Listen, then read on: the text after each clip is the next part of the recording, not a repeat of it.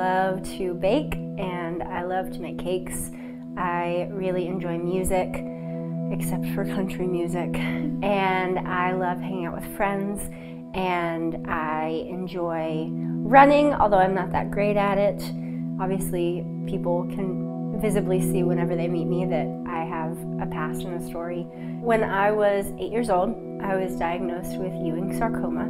It's a rare childhood cancer, and it was in my left maxilla area, so right around here, around the sinus, and I had 10 months of chemotherapy, and then the cancer went away and I was healed. But then it came back a year later, and I went on more chemotherapy, and then I started radiation treatment because that was kind of the next step in treatment. And after the radiation finished, I had more testing to see if I was ready for more chemo.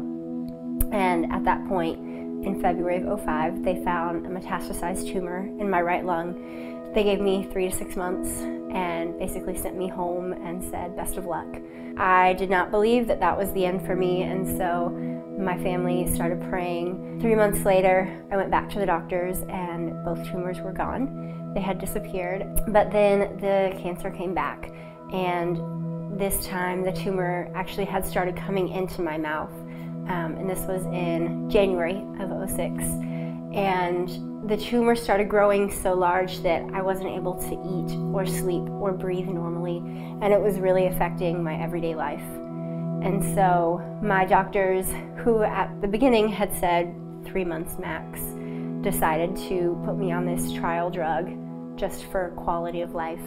And within 2 weeks, the cancer was visibly shrinking. And they went in October of 2006 and had a 14-hour surgery. They took out everything, including my tumor and everything around it. Because of them taking out everything that they did to get rid of my tumor, I'm missing part of my jaw, and I'm missing all of my teeth on this side up top. And it makes chewing really painful, and speaking and even just smiling can get wearisome at times. But it also has made me stronger. I know that God is taking care of me, and I know that I can trust in Him and lean on Him, and that He's going to be my provider in every situation. Well, I've been given the chance to have this surgery, which at the beginning of all of this process wasn't even possible.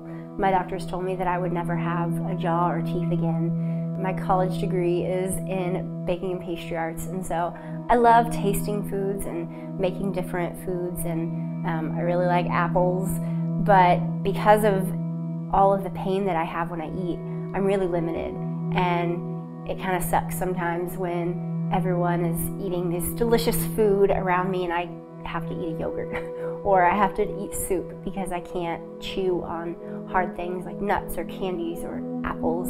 But it's also just a constant pain, and the opportunity to get rid of that would be huge because it would mean that I could have a little bit more of a normal life. To be able to reach this goal would mean that I can move on with my life, and cancer doesn't have to define me. If people could just help me through this journey, it would really impact me for the rest of my life, and it would just be huge.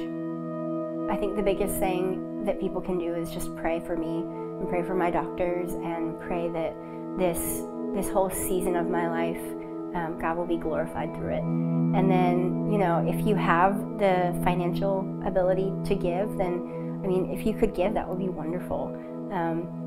I am still a poor college student, and I cannot afford this surgery on my own, so your money can take me from now, point A, where I'm in pain every day and it's just a challenge with everyday life tasks, to this new reality that I have the possibility to have, where I'm not in pain every day, and I can sing and I can speak and I can share about this journey later on, and that your dollars, whether it's $5 or $5,000, is going to make that change and make that transition.